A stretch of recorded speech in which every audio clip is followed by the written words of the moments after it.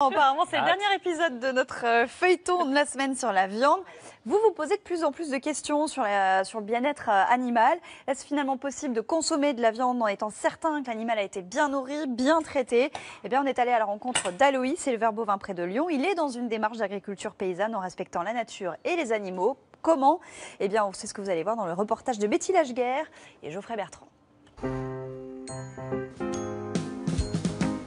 Les Monts du Lyonnais, région de terres agricoles. Aloïs Klein s'y est installé il y a 11 ans.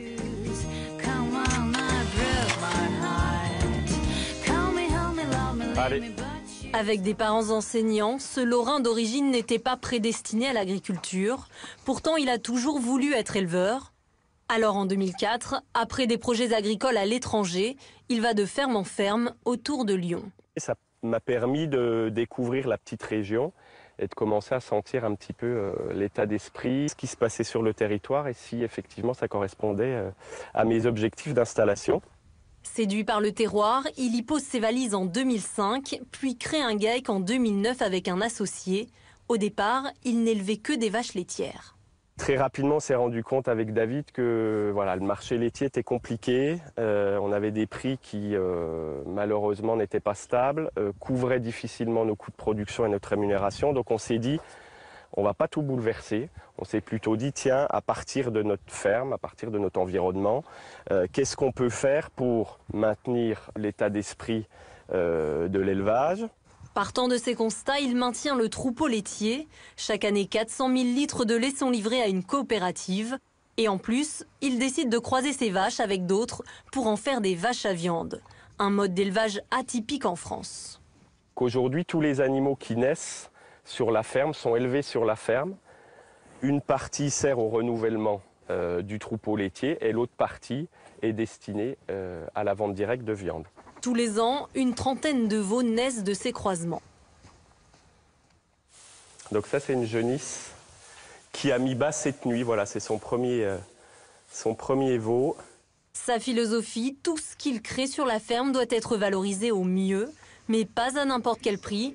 Respecter son environnement et ses animaux pour avoir de la viande de qualité, c'est sa priorité. Donc nous, on cherche une boucle vertueuse où on est autonome, où l'acte de production se fait majoritairement en proximité. La proximité, ce paysan a réussi à la mettre en place en livrant lui-même sa viande. Les bêtes sont abattues et découpées à moins de 50 km. Le kilo de bœuf coûte 13 €, un prix bon marché pour le client. Aloïs lui couvre ses frais de production et gagne mieux sa vie qu'un éleveur laitier classique.